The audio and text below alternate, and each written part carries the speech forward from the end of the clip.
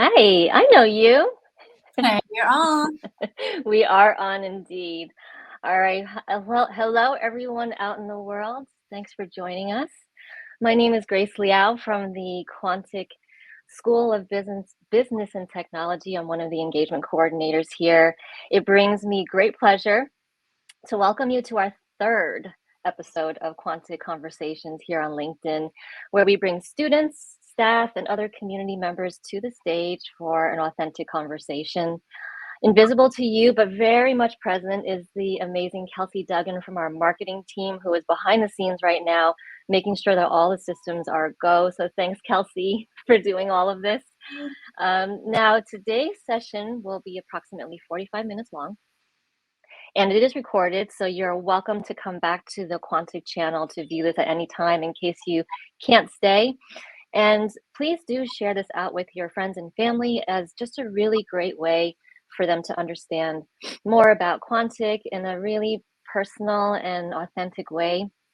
Now, next to me, to the side of me, is Dr. Zhang, whom I will have this conversation with. And all of you out there in LinkedIn land, I just want to encourage you to use the comment box. That is a great way for you to join into this conversation as well. It's not just between myself and Dr. Zhang, it's very much a multi-directional and global conversation. So definitely participate with us. Now, by the way, if you do have questions for Dr. Zhang, please go ahead and type them into the comment box, and we will get to them around the last 15 minutes of our session. Now, before we get into things, we need to do a few shout outs, just like anything live, right? So first of all, shout out to our rock star, globally savvy, business adept, insightful, and pioneering Quantic students who are literally all over the world. By the way, again, in the comment box, let us know where you're calling in from, where you're listening in from. We love seeing where all of you are, and it just always is a great reminder of how global our students are. Now, for those of you who are not yet Quantic students, we want to welcome you as our special guests as well to this conversation. It is our hope that today's conversation will give you insight into one of our very own faculty members and her perspective on Quantic, our students, among other things. And there really will be a little something for everyone, I believe. So definitely stay with us if you can. And in some cases, you may even want to take notes, because I have found that in these conversations that there's always a nugget of wisdom or two or three from our guests that we really want to hold on to. And no doubt Dr. Zhang will have some wisdom for us. So now let me introduce this amazing guest to you. Dr. Zhang is a marketing subject matter expert here at Quantic School of Business and Technology. She has worked in multiple roles as researcher, consultant, and professor. She's also a mom, wife, keeper of gerbils and rabbits also as well. Her research focus is on the impact of consumers' identity on social media communication. She received her PhD in marketing from Southern Illinois University. Dr. Zhang's publication can be seen in leading marketing journals, such as Journal of Research in Interactive Marketing. She presented as keynote speaker at the American Marketing Association and Society of Marketing Advances, and has been working on the editorial board of the Journal of Consumer Research. Dr. Zhang has worked extensively with business practitioners and serves as marketing strategic consultant and mentor to help startups, as well as small and medium enterprises. And not to mention all the work that she does with our students, of course. Out of work, she is an enthusiastic VR gamer, which I just found out when I read your bio. Her favorite game is Room VR, and she also enjoys water sports, especially kayaking and diving. So if we have time later, maybe we'll ask you about that. Now, I met Dr. Zhang. Well, first of all, we work on two different teams. She's on the academic team, I'm on the engagement team, but we've had a handful of really great opportunities to work with each other, and our paths have crossed. I recall very vividly the first time I was in the presence of Dr. Zhang. I was actually supporting one of her events. It was one of your business idea development webinars, if I recall correctly. And I was immediately just struck and impressed by her um, confidence, her ability to synthesize what all the students were sharing, and her agility. You're incredibly fast on your feet and just super articulate. So I remember that after finishing that session, I'm like, oh, I want to get to know this person a little bit more. She was fantastic. And then another time that you and I, of course, crossed paths was attending the Dubai conference last November. It seems like so long ago. And we met in person. Dr. Zhang was running our workshops and leading the students. And she's, I think what impressed me there was that everything I imagined her to be, seeing her online, she was the real version in person. Again, super energetic, a strong presence, confident, and just very agile with how she gives feedback and understanding students and all of that, the whole package really. And running around the room talking to every single student. So I so much enjoy working with you and learning from you, and that's on my on my side. So I'm really excited to have this conversation, and I hope that the audience feels some of what I felt when I met you the first time. Now let me stop talking for a moment. Dr. Zhang, do you want to say hi to the audience? Oh, yeah. Thank you, Grace, for having me. And thanks for all the glorious words. And hi to everyone. Hi to Germany, California, Nigeria, Zimbabwe, and South Africa. We have a lot of representations today. So thank you for joining us. I'm just looking right now.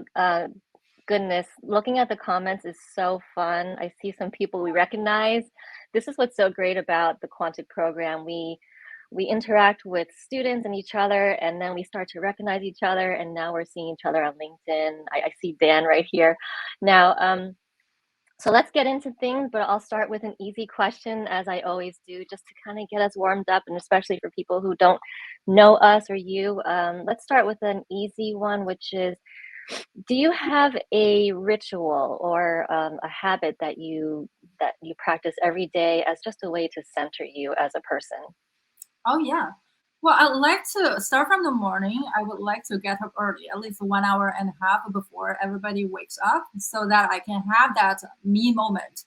I got up and then make my tea. I drink green Chinese herbal tea leaves, and then I will do my weightlifting, a little bit of that, and then I'll feed Lori, which is my guinea pig, and you already know her.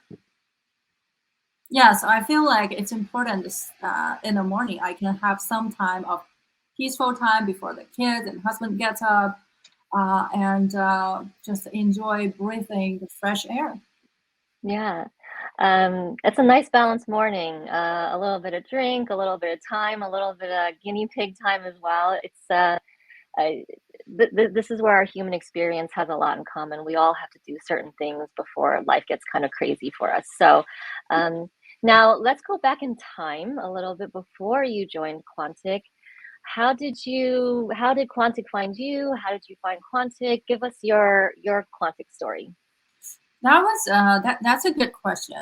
Back then, before joining Quantic, I was a professor, marketing professor at a traditional 4 year higher education college. And I was also doing business consulting with many organizations. So being on both sides, the academic sides and industrial sides, I realized that there is a huge disconnection between higher ed and the industry needs. And then I started a few projects with Quantic before formally joining. I figured, I was blown away by the technology, the advantage and flexibility of the Quantic app and education content. And I remember saying to myself, this should be what education should be like. And then later on, Skylar and Natalie asked me, do you want to formally join us? I was like, why not? So here we are. I love that. So it wasn't even a dive in head first. It was you realize certain things having worked with us in a certain capacity, and then your eyes were kind of open to what's possible, which is Really incredible. Now, let's talk a little bit more about your experience. And it's almost as if it was two worlds, but and in a way they are, but they definitely should be overlapping. Your past experiences, could you talk more about that and how it helps your work at Quantic? Absolutely. So my work as a marketing researcher allowed me to get a knowledge, in-depth knowledge about the current and classic marketing theories. And then my experience as a consultant allows me to understand what's the real current industry needs and what our students should be learning, what they might be interested in. I feel like in a lot of traditional colleges, this part is missing. But in Quantic, I could use this kind of knowledge to connect both sides, to connect the market research with what the industry currently needs. And I see a lot of students asking me, I have learned segmentation theory. I've learned the 4Ps. Can you tell me how do I really do that? How do I segment a market? And some people would say, how do I position my NFT investment platform? Who should I target? Those are all good questions that, by connecting the research and the current needs, we could answer those questions to students. That's incredibly powerful because you know what it's like in a quote unquote traditional setting, but what real life actually needs to be. A quick small question just to kind of piggyback off of what you just said. In your view and your experience working in institutions, you mentioned that that there are components or aspects to it that are missing. Is it more of a structure issue that like let's say the structure of programming doesn't allow for more application oriented, or is it just the nature of the content? Like why do you think it's missing? I think it has its structural implication in there, definitely. Mhm. We talk about traditional education, it's designed for an average person. Except there is no average person, right? When we talk about education, Yeah. Mark Twain always said, do not let school get in the way of education. And education Mm, purpose should be different from a traditional school because education should be nurturing your future long-term personal growth. And that mhm. part, that nurturing personal growth part is definitely missing. Mm. Um, as I'm listening to you talk, and of course we've chatted earlier, just the bridging of theory and application, the what you're learning and understanding conceptually and applying it immediately. Something really powerful that's come out of the last two conversations I had was for Quantic students and programs like ours, students are learning while they're working, while they're running their businesses. So that is such a powerful way to learn so that it's immediately applied. And so when they come to you with questions, they're probably thinking about their businesses as well, not just the assignments that they're talking about. Yeah, Quantic has done such a tremendous job trying to teach how to build a company from a scratch. So I like that part of our content. Yeah, yeah. How about let's talk about your experience working at Quantic, and it's kind of like, let's peek behind the curtains a little bit and just share a little bit about how you like what your experience is like as a Quantic member. Oh gosh, I love working here. It's because it's such a nurturing atmosphere, and you don't see this everywhere. If you want to find somebody to say raise a pet together, you can join our pet club, the Fur Babies Club. If you want to share cooking skills, you join the cook club. If you want to, read, you would join the book club. So whatever you want to do, you find a friend here at Quantic. And what I like more is the teamwork part. It's extremely easy and smooth. Whatever support you need, you get it like almost immediately. I know that between you and I, we have a teamwork for so many occasions, and it's never been a problem for us. And innovation is so much promoted and encouraged. Like you wanted to do a LinkedIn Live, and your manager would tell you, "Go ahead and do it. Don't be afraid to make any mistakes." and what resource you need, we will provide for that. So I like that part a lot, and I feel like it's almost like a family to me.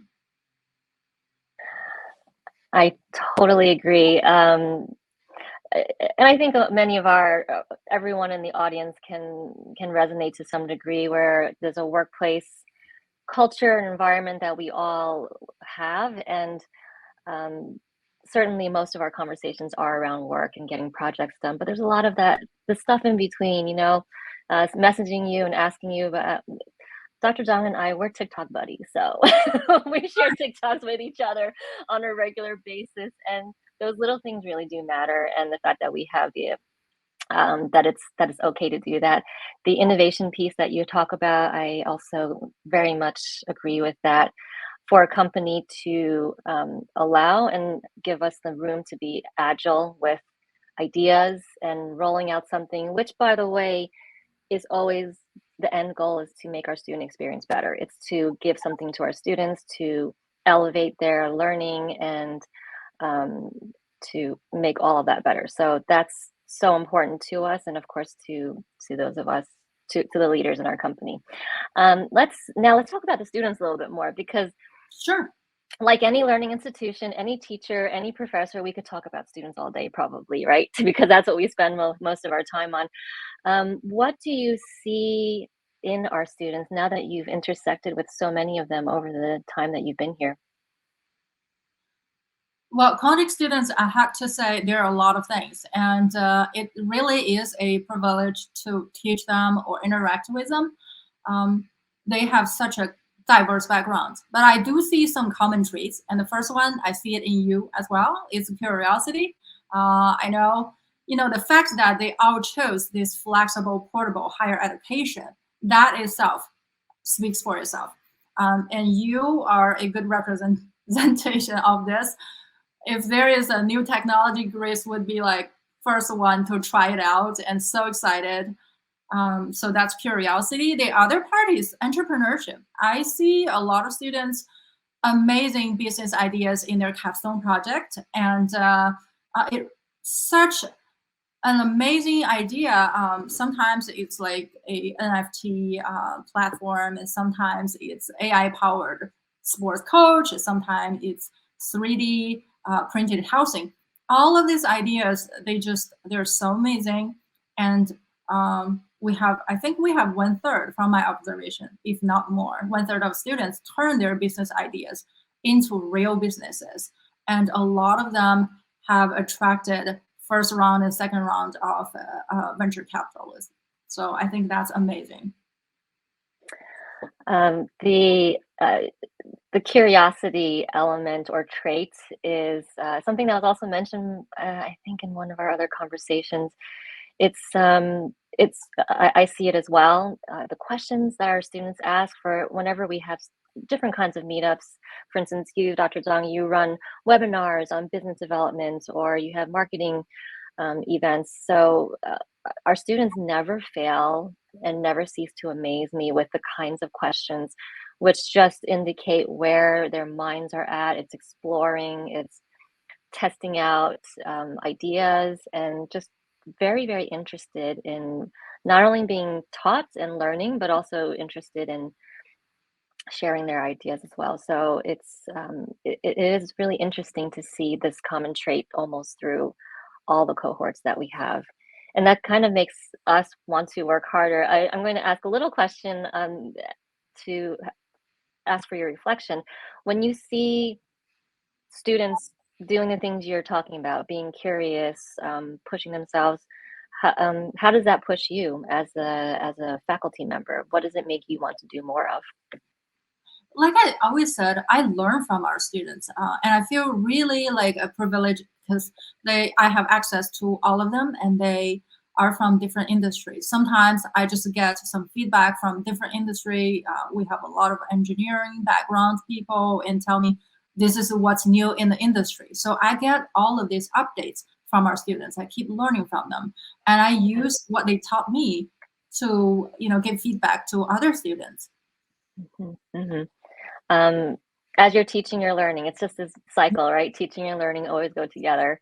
Now, you mentioned something about capstone project. So in case any of you are out there who are not either in our program or not an MBA program, for instance, so the capstone project in the case of our executive MBA students, it's the big one. It's the project they work on. It's a business plan. It's a really important and big part of the program and process, and it is no small thing. It is. I've been through the process myself, and even reluctantly learned a lot of things that I would have never imagined learning. And Dr. Zhang is in that process. She's one of the ones who has seen all these projects come through. Now there's something called the moonshot competition that we have in the Quantic program. Could you tell us a little bit more about that? Yeah, sure. So the moonshot is a business plan competition, and the participants are all our students, and they use their capstone project, which Grace just introduced. They use the project in the competition. Eventually, we ask that our participants turn this project into a 2-minute pitch. And you will pitch. What I like most about this moonshot is you will pitch to our faculty and you will pitch to your peer students. So you're not only judged by our faculty. And the most exciting part is the cash reward. We have $50,000 cash reward and chances to get VC investment. So if you win, you could actually have the chance to launch your business. Well, that's incentive, I think. I think what's powerful about, well, thank you for sharing that. I think a lot of people will be happy to know those things. What's also powerful about learning in general, of course, and then of course in our program, it's business learning, is mm, I'm going to guess that for some of our students who maybe never imagined really thinking up of a business or having that entrepreneurial hat through the learning and going through, let's say, the capstone project, to actually start to imagine, oh, maybe this is something that could be possible for me. Maybe the moonshot competition isn't so out of reach for me because maybe my team and I have a great idea. We've actually done the work and understand enough. That whole process is incredibly powerful, and I think that's also why we love learning, love watching our students learn. I do see. Oh, sorry. Go ahead. Did you want to add anything? That's true. I've seen a lot of students coming to me at the beginning of Capstone saying, I don't think I'm going to have a business, like you said. But by the end of the program, they said, I'm going to really launch this business. I have this and that prepared. My operation is ready. I am totally ready for it. Oh my goodness, that's confidence is something that we talk about as well. I've asked students from their point of view, what have you seen, or maybe just a little bit more, what have you seen in the transformation of our students, if you've seen any of that? Um, like I said, a lot of our students are from engineering backgrounds or they know one aspect of the business.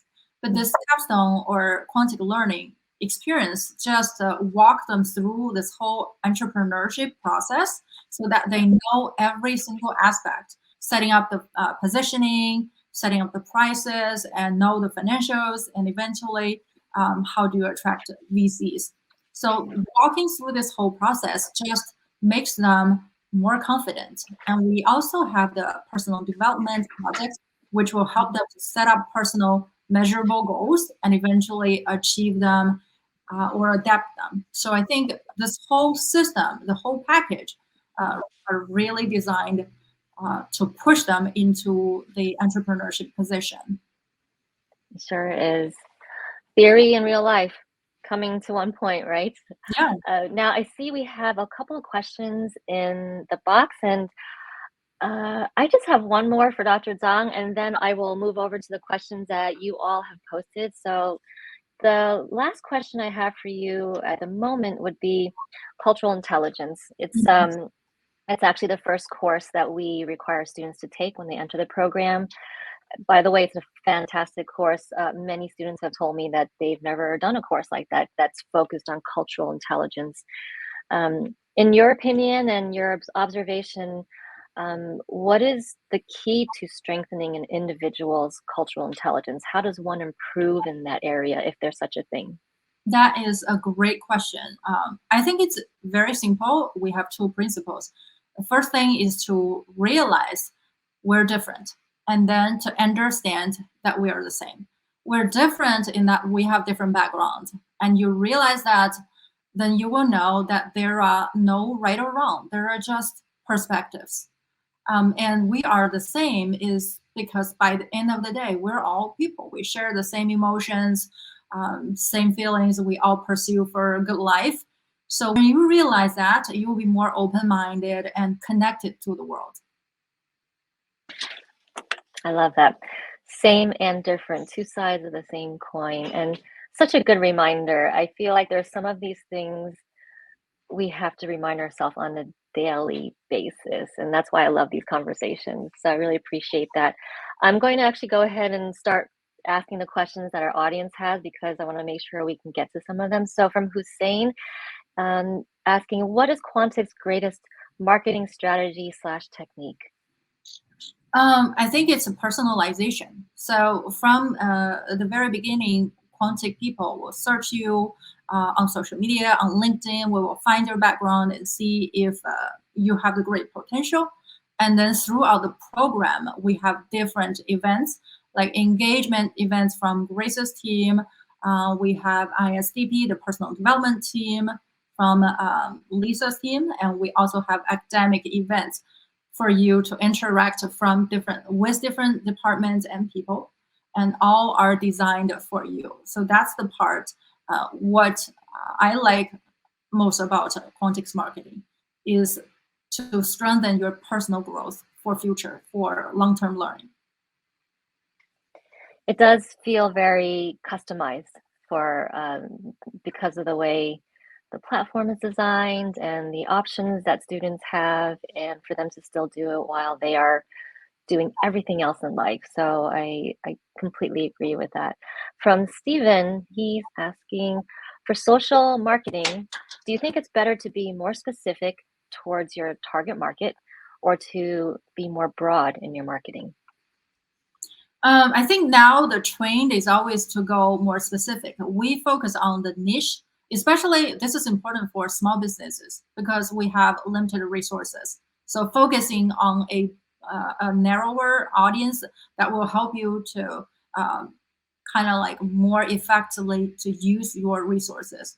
If you can understand what are their characteristics, what are their needs, and what media they will use, you can find where they are. You can customize the message to this simple group of people. Audience, you're so lucky. You get access to some free marketing advice right now. It's pretty great. Love technology and that we have access is what comes to mind for a lot of things that we do. From Dan, how does Quantic maintain its culture of innovation while it scales?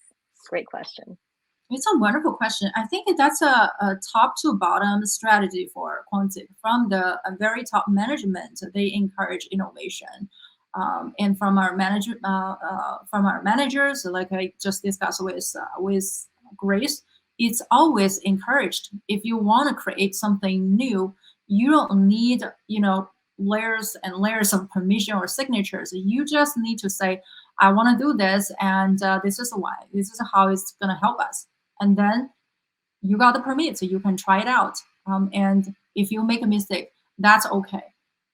You don't need to be afraid of making any mistake, and you will get sincere feedback from your colleagues, from students. And I think one of the best thing I like about Quantic is we always collect stats or data from students, and we collect feedback from our students real time, so we know what's really needed here, rather than thinking in our head, this might be what we need. We know and we measure. We track what students really think and what they really want. Excellent. Thanks for sharing that. Okay, I have a question for you, and it's kind of also like a behind the scenes question. What is a typical day for you as a member of the academic team? What does that look like as far as the flow of the day? Give us an example. Some of the day are always focused on grading students' projects because we have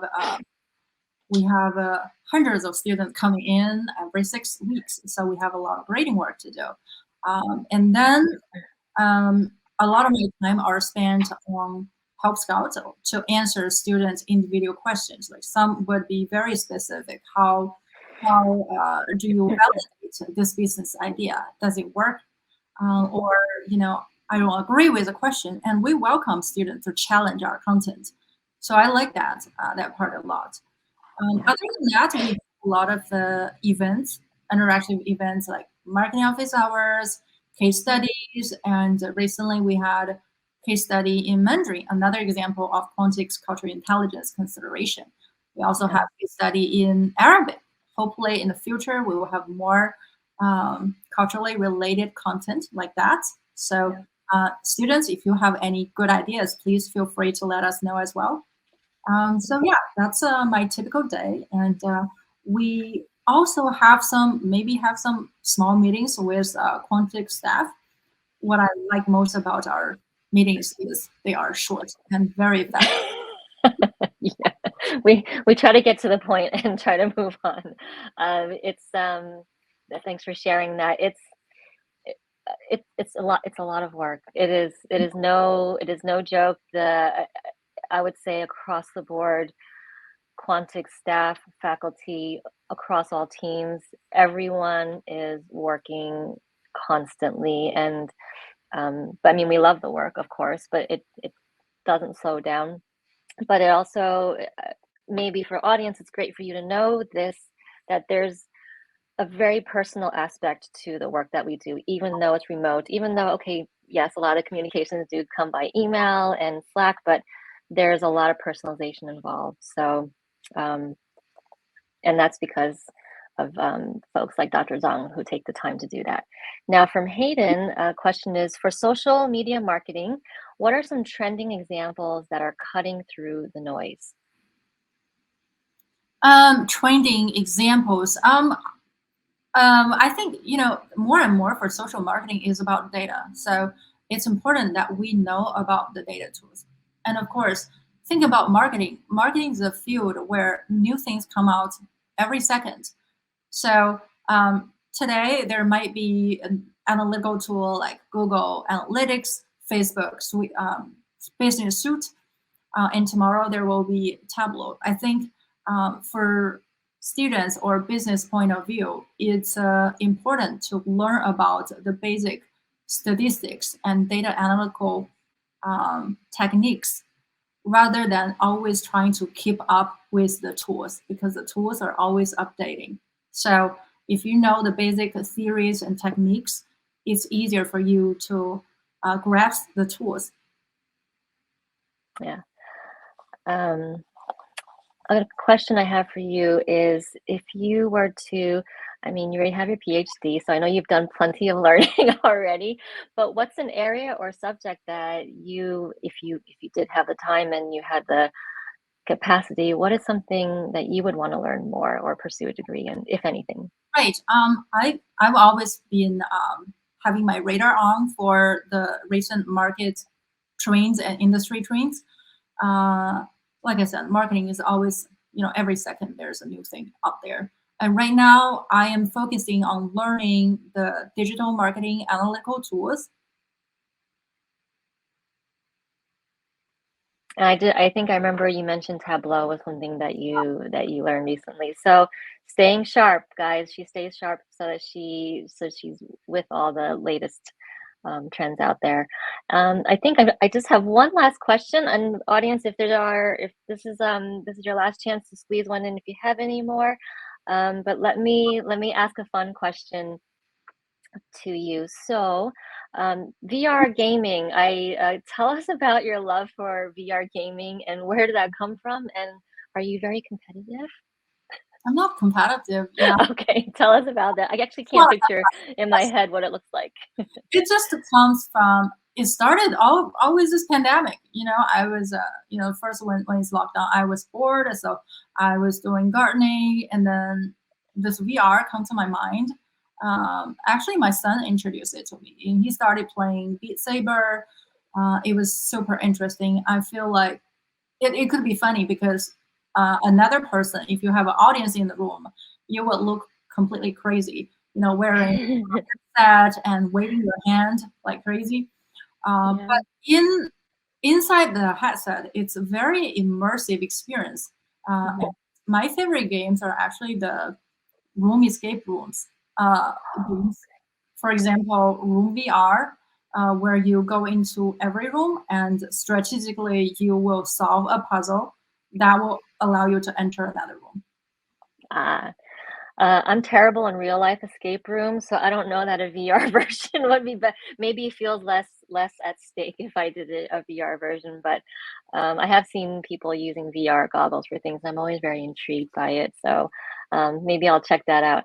We actually do have another question that just came in from Otulana. How does a capstone project qualify for moonshot, and does a group have to apply? Oh, that's a wonderful question. Yeah. So we have two parts in the capstone. You have a written project and you have a pitch. So to be eligible for the moonshot, and you have to get a 5 out of 5 on both of the project and the Mhm. pitch, and that's not easy. It is not easy for sure. I'm going to piggyback off of that question about capstone, and this is kind of both for our students who are in the program and who will be eventually doing capstone, or maybe are right in the middle of it, and just broadly speaking, as far as teamwork goes. So it's teamwork is something that exists in educational settings, certainly, and of course at work. When choosing a team, for instance, let's and maybe pretend it's for a business, choosing when you're developing that original founding team, are there any like tips or advice or observations that you've seen that might be good for people to keep in mind if they're about to go into a venture with other people?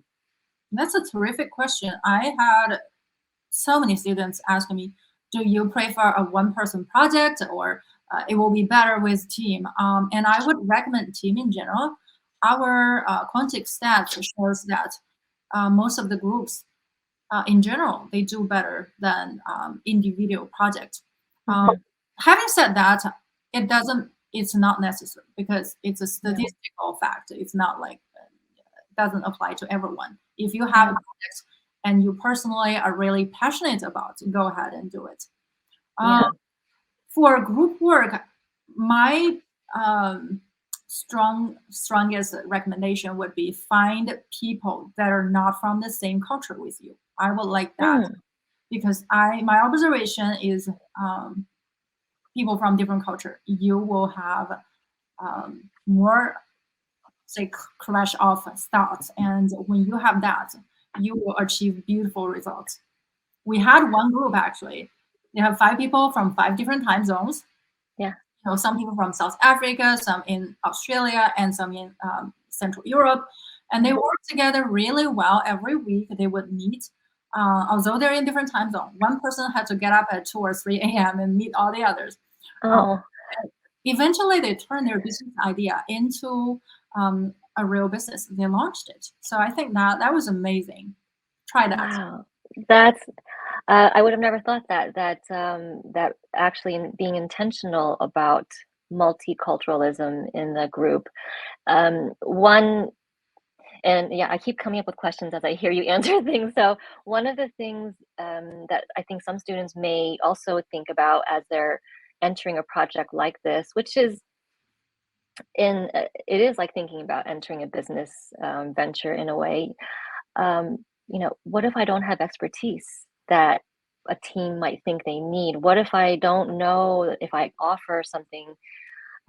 Is it still okay? Is there still a way to work with a team even if I don't have certain expertises? Yeah, absolutely.